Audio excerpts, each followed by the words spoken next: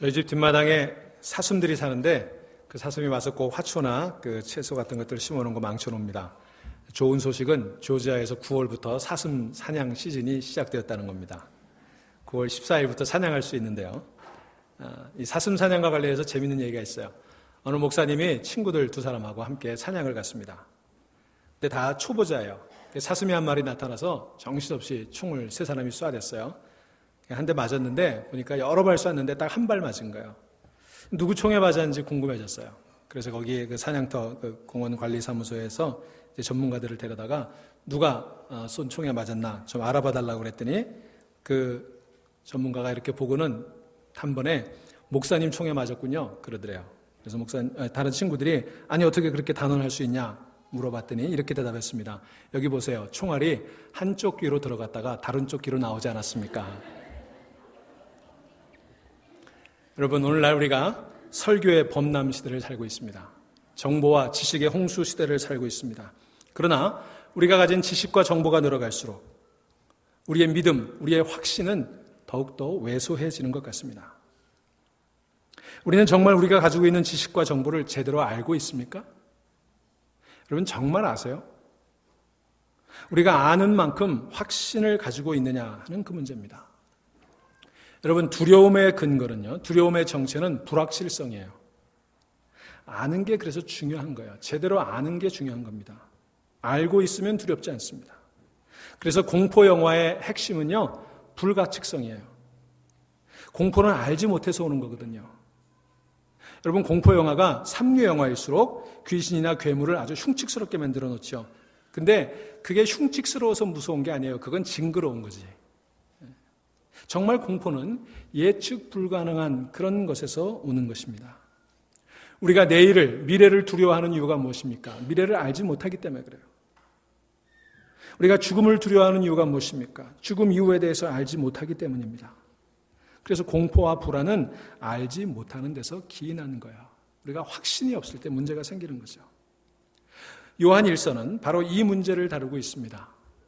아는 것, 제대로 아는 것이 중요하다는 거예요. 제대로 아는 것이 얼마나 중요하냐 이 문제를 다루고 있어요. 확신의 문제예요.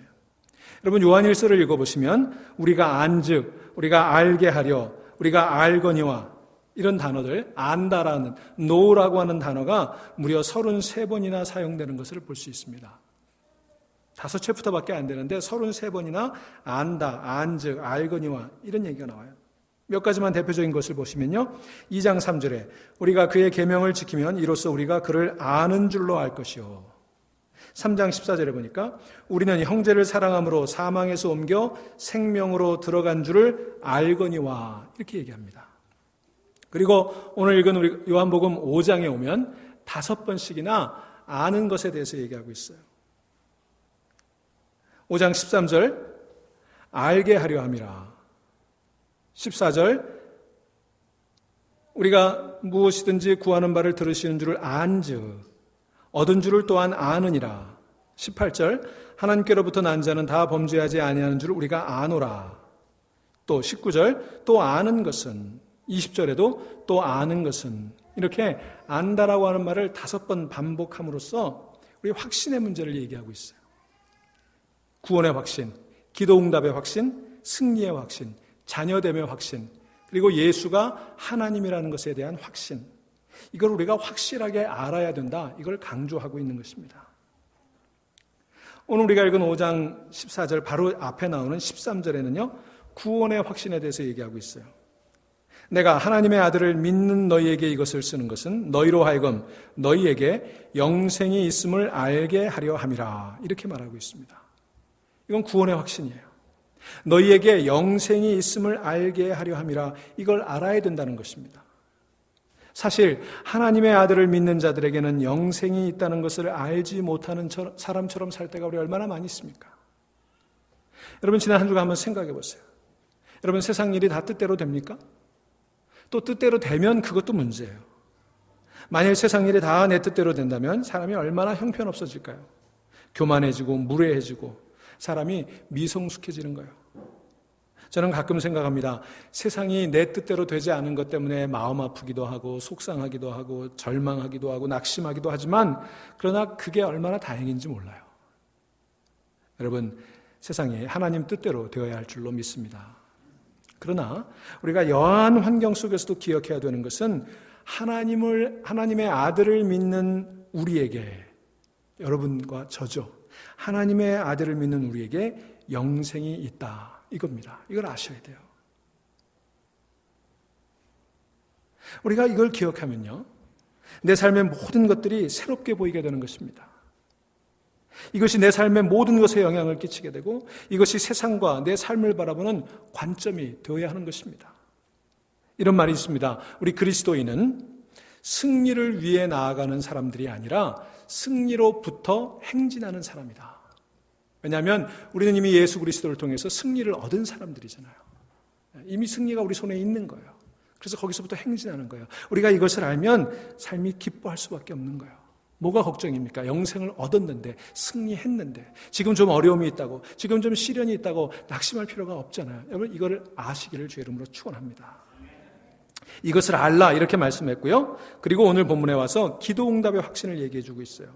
14절 15절, 그를 향하여 우리가 가진 바 담대함이 이것이니, 담대하다는 거예요. 왜 담대하냐? 그의 뜻대로 무엇을 구하면 들으심이라. 여러분 믿으십니까? 예. 그의 뜻대로 무엇인지 구하면 들으심이라. 하나님께서 들으세요. 우리의 기도를 들으십니다. 15절에 우리가 무엇이든지 구하는 바를 들으시는 줄을 안즉, 여기서도 또 아는 것에 대해서 말씀하고 있지 않습니까? 앞에 13절에서 하나님의 아들, 즉 예수 그리스도를 믿는 우리에게 영생이 있음을 아는 것이 얼마나 중요하냐, 그것을 강조하고 여기 다시 우리가 하나님께 기도하면, 그의 뜻대로 기도하면 들으시는 것을 알아야 된다, 이 얘기하고 있어요. 여러분, 정말 알고 계세요? 정말 이걸 알고 계십니까? 우리가 구하는 것을 하나님께서 듣고 계세요.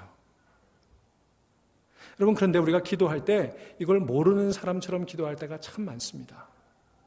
무슨 말인고 하니, 이게 하나님이 들으시면 좋고 안 들으시면 할 수 없고, 하나님께서 우리의 기도를 들으신다고 하는 실제감을 가지지 않고 기도하니까 우리의 기도가 이 모양인 거예요.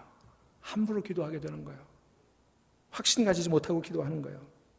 여러분, 정말 내 기도를 하나님께서 들으신다는 걸 알면 우리의 기도가 바뀝니다. 우리는 하나님께서 내 기도를 들으시는 것을 모르는 사람들처럼 기도할 때가 너무 많아요.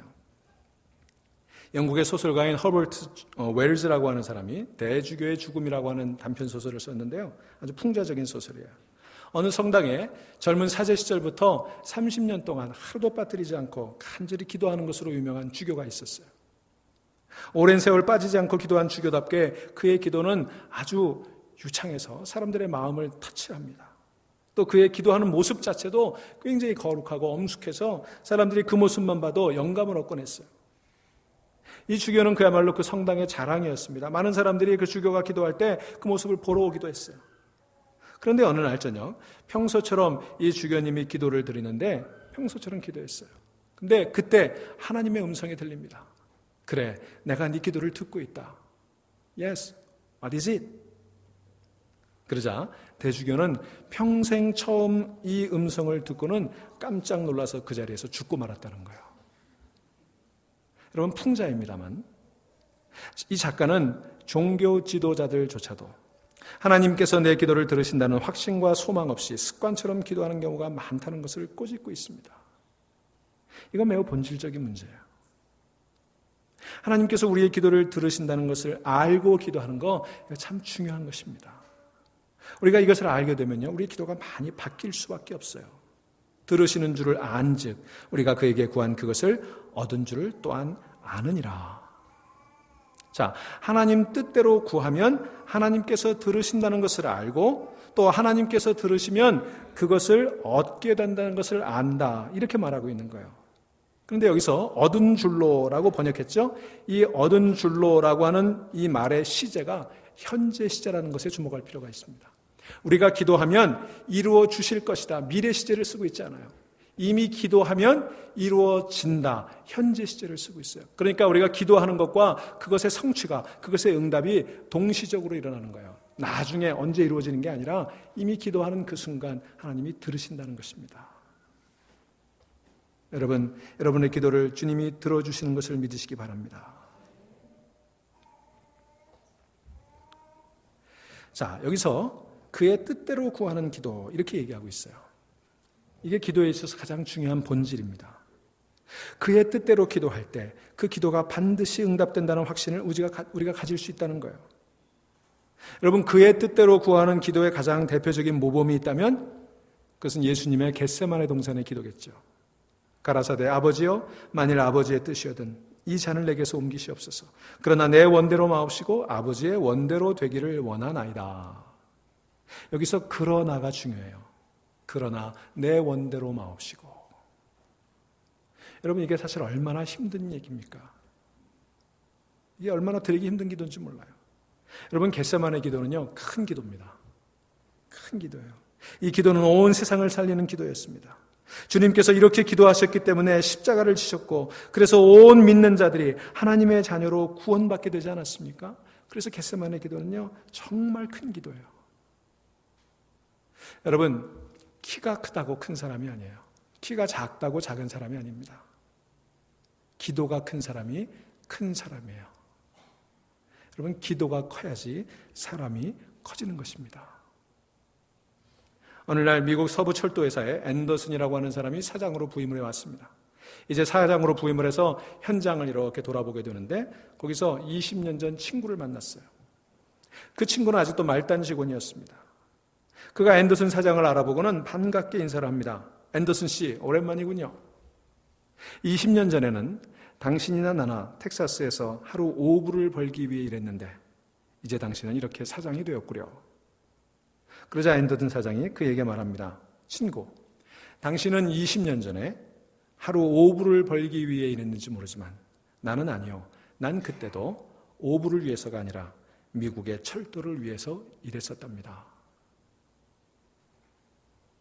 20년 전에 5불을 위해 일한 사람과 20년 전에 똑같이 5불을 받았지만 그 5불을 위해서가 아니라 미국의 철도를 위해서 일한 사람, 그 차이가 오늘의 차이를 만들어낸 거예요.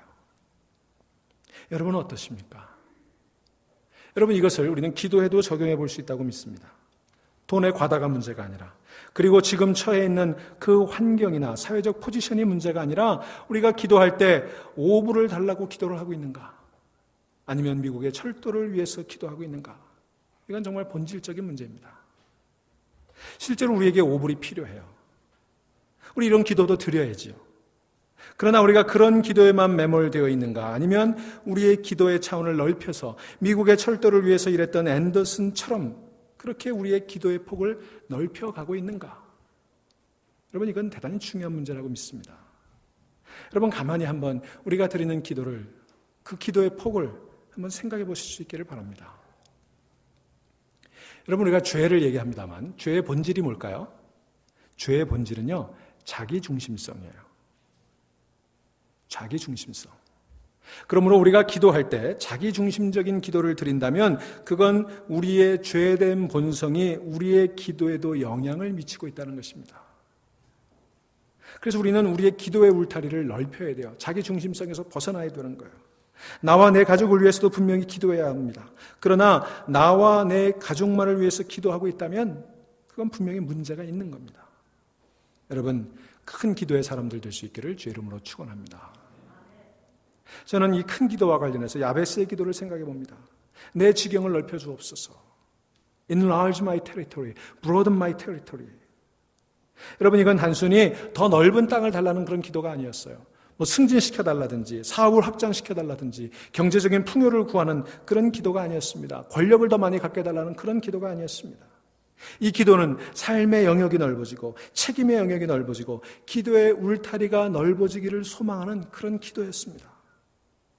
야베스는요, 고난 가운데 태어난 사람이었지만 자기 삶의 상처와 자기 삶의 한계만을 부여잡고 그 한계 속에서 사는 사람이 아니라 기도의 영역이 넓어지고 삶의 차원이 넓어지고 그리고 자기가 사회적으로 또 공동체 속에서 책임을 어떻게 넓혀갈 것인가, 그 영역이 넓어지기를 기도했던 사람이 아닌가 생각해 봅니다. 나 중심에서 세상 중심으로 이웃을 향해 삶의 중심을 바뀐 기도가 이 enlarge my territory, 내 지경을 넓혀 주옵소서 하는 그 기도였던 것입니다. 그래서 하나님께서 그의 기도에 응답하셨던 거예요. 여러분의 기도의 울타리가 넓어지기를 소망하고 또 그렇게 기도하시기 바랍니다. 하나님께서 그런 기도를 들어주세요. 하나님께서는요, 우리의 기도를 그냥 들어주시는 것이 아니라 그의 뜻을 따라 기도할 때 들어주시는 거예요. 여러분 한번 생각해 보세요. 하나님께서 그냥 우리가 열심히 기도한다고 다 들어주신다면, 그냥 간절히 기도한다고 다 들어주신다면 여러분 어떻게 될까요? 아마 하나님께서 우리가 간절히 기도하면 다 들어주신다 그러면 세상은 뒤죽박죽 될 거예요. 아마 하나님께서 사람들의 기도를 다 들으신다면 세상에는 선생님은 한 분도 안 남고 학교도 하나도 안 남을 거예요. 학생들이 열심히 선생님과 학교가 없어지기를 기도하니까. 맞죠? 여러분, 기도의 궁극적인 목적이 무엇입니까? 그것은 내 뜻대로 이루어지는 것이 아닙니다. 기도의 궁극적인 목적은 그의 뜻대로, 그분의 뜻대로 이루어지는 것입니다. 능력 있는 기도가 뭘까요? 내가 구하는 것을 어떻게 해서든지 얻어내는 게 능력 있는 기도가 아닙니다. 그건 세일즈라고 그러죠. 내가 팔려고 하는 물건 어떻게든 팔아내고, 내가 얻고자 하는 것 어떻게든지 딜해서 얻어내는 것, 이건 세일즈맨이 하는 거예요. 여러분, 탁월한 세일즈맨처럼 기도하지 않기를 바랍니다. 기도를 그렇게 생각하면 큰일 나는 거예요. 자녀의 형통을 위해서, 사업의 성공을 위해서 기도해야죠. 그러나 그걸 내가 원하는 대로 이루어지게끔 기도하는 것을 능력의 기도라고 생각하면 사람이 이상해지는 거예요. 우리는 그것을 기도라고 하지 않고 기복이라고 말하고 구분합니다. 정말 능력 있는 기도는 무엇입니까? 그것은 내가 원하는 것을 얻어내는 것이 아니라 하나님께서 원하시는 것을 이루어 드리는 기도가 능력 있는 기도예요. 부흥은 내가 하나님이 기뻐하시는 사람이 되고 내 안에 하나님이 좋아하시는 것들로 채워질 때 그걸 부흥이라고 얘기하거든요. 그런 부흥을 위해 기도하는 게 능력의 기도인 줄로 믿으시기를 바랍니다. 그래서 능력의 기도를 한마디로 한다면 여러분 저를 따라하십시오. 자기 부인의 기도. 자기 부인의 기도가 능력 있는 기도예요. 남북전쟁이 벌어졌을 때 남부의 대통령도 기도했고 북부의 에브라함 링컨 대통령도 기도했습니다. 아마 남부의 대통령은 남군이 승리하게 해달라고 그렇게 기도했을 것입니다. 100이면 99은 다 그렇게 기도하지 않습니까? 그런데 링컨 대통령은 그렇게 기도하지 않았습니다. 그는 이렇게 기도했습니다. 하나님, 우리가 하나님 편이 되게 하옵소서. 여러분, 이게 중요한 차이를 만들어낸 거예요. 우리가 이기는 것보다 중요한 것은 우리가 하나님 편에 서는 것입니다. 이게 얼마나 위대한 기도입니까? 여러분, 승패보다 중요한 것은 내가 하나님 편에 서는 것이고 그것을 위해 기도할 때 하나님께서 역사하신다는 것입니다. 자, 그런데 우리가 그렇게 기도하지 못하죠. 여러분, 우리가 기도해도 응답을 받지 못할 때가 있어요. 어떤 경우에 기도의 응답을 받지 못할까? 두 가지를 말씀드리겠습니다. 첫째는요, 우리가 잘못 구하면 그 기도가 응답되지 않습니다. 베드로가 변화산 위에서 거기가 너무 좋으니까 여기 머무릅시다. 여기가 좋사오니 그렇게 구했습니다. 그러나 주님께서 그걸 거절하셨죠. 산 아래로 내려가자. 왜냐하면 그게 그분의 뜻이었기 때문입니다.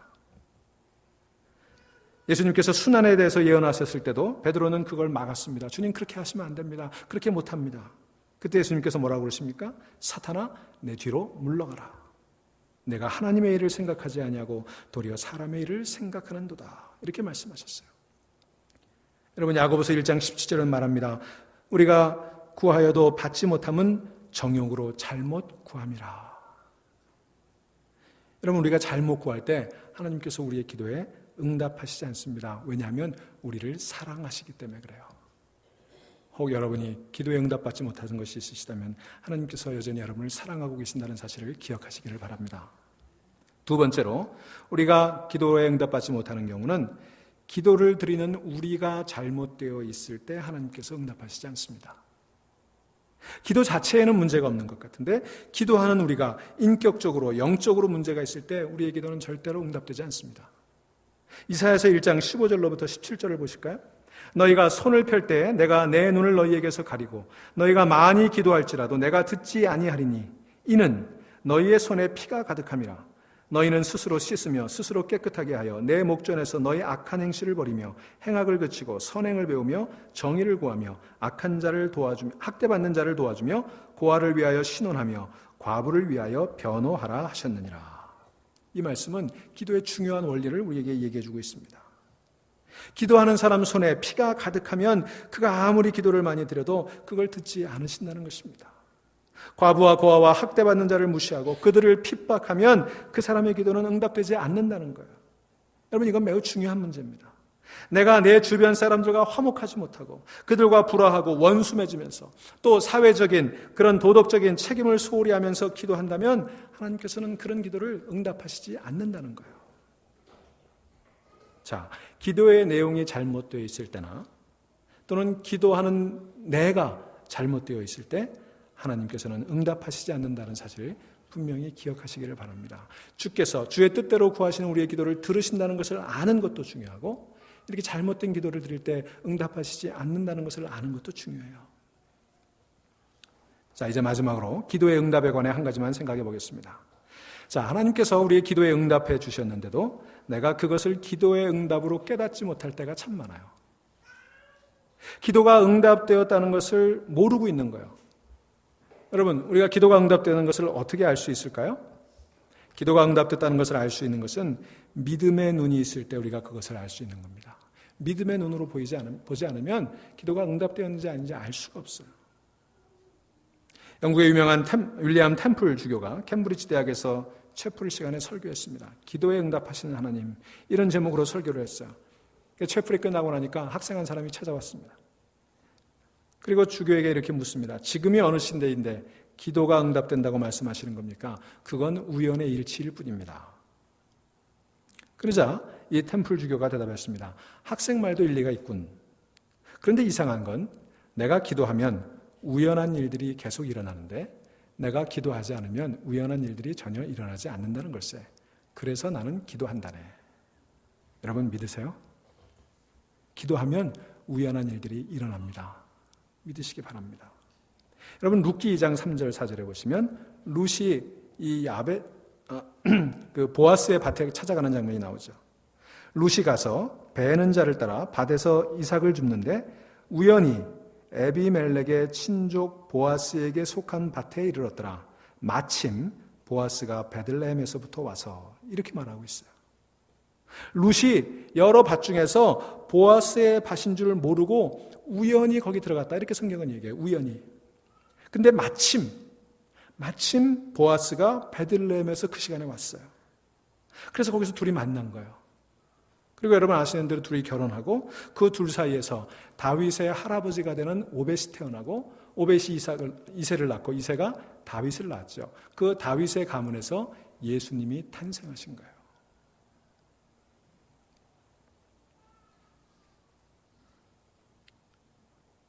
여러분 룻이 우연히 보아스의 밭에 들어간 것처럼 보이지만 그러나 그것은 기도의 결과였습니다. 보아스가 그때 마침 거기에 있었던 것은 우연 같지만 그것은 필연이라는 거예요. 여러분 기도하는 사람에게는 우연한 일들이 벌어지는 줄로 믿으시기 바랍니다. 여러분이 하나님 앞에 진실되게 기도하시면 우연한 일들이 여러분에게 이루어질 거예요. 여러분 그러니 기도하는 사람 되시기를 바랍니다. 다른 사람들은 그 모든 걸 우연이라고 말할 거예요. 우연히 그 사람을 만났고 우연히 그 사업을 하게 되었고 우연히 그 집을 사게 되었고 그래서 우연히 성공하게 되고 우연히 잘 되게 됐다. 여러분 그러나 기도하는 사람은 그 우연 이면에서 역사하시는 하나님의 섭리를 만나게 될 것이고 그 섭리를 보게 될 줄로 믿습니다. 여러분 우리가 하나님께서 응답하셨음에도 불구하고 내가 하나님의 응답으로 발견하지 못하는 일들이 우리 삶에 얼마나 많이 있어요. 그걸 깨달으셔야 되는 거예요. 여러분 한번 여러분의 삶 가운데 이루어졌던 많은 일들을 생각해 보세요. 내 인생에 있었던 그 많은 우연히들과 마침들이 정말 우연이었을까요? 우발적으로 이루어진 일이었을까요? 세상 사람들이라면 그렇게 우연이라고 그렇게 요행이라고 치부해버릴 그런 일들이 실제로는 하나님의 섭륜과 경륜 가운데 있었던 일들이 얼마나 많이 있습니까?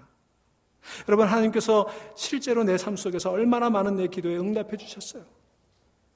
얼마나 많은 내 어머니의 기도에, 얼마나 많은 내 아내의 기도에, 얼마나 많은 내 목사님의 기도에 응답해 주셨을까요? 우리 모르고 있는 거예요. 여러분, 이것을 깨닫는 것이 필요해요. 우연히 주일날 어떤 교회를 찾아가다가 길을 잃어버려가지고 여기저기 헤매다가 마침 11시가 됐는데 중앙교회가 보여서 들어와서 예배 드렸잖아요. 그래서 여기 교인이 됐잖아요. 그때 마침 내 눈에 딱 뜨는 처자를 만나서 결혼했잖아요. 아들을 둘씩 낳았잖아요.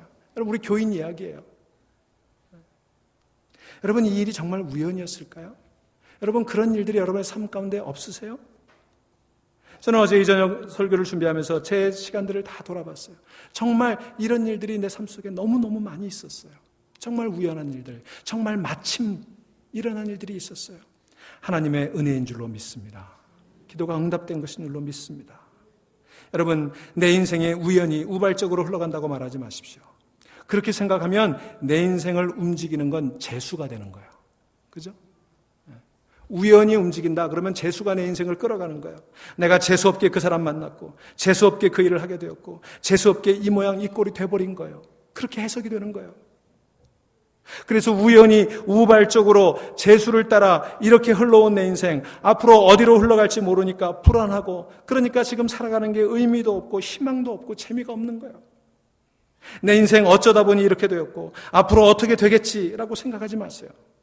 여러분, 주님의 뜻대로 담대하게 기도하시기 바랍니다. 그 뜻대로 될 거예요. 여러분, 하나님께서 여러분의 기도를 들으십니다. 그걸 믿으셔야 돼요.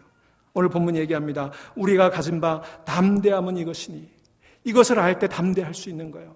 하나님의 아들을 믿는 자에게 영생이 있는 것을 안즉, 하나님의 이름으로 주의 뜻대로 구할 때 하나님이 들으신다는 것을 안즉, 이런 알미 있을 때, 이런 확신이 있을 때 우리가 담대할 수 있다는 거예요. 여기 담대함이라고 번역된 말은요, 헬라어에서 자유함이라는 뜻이에요.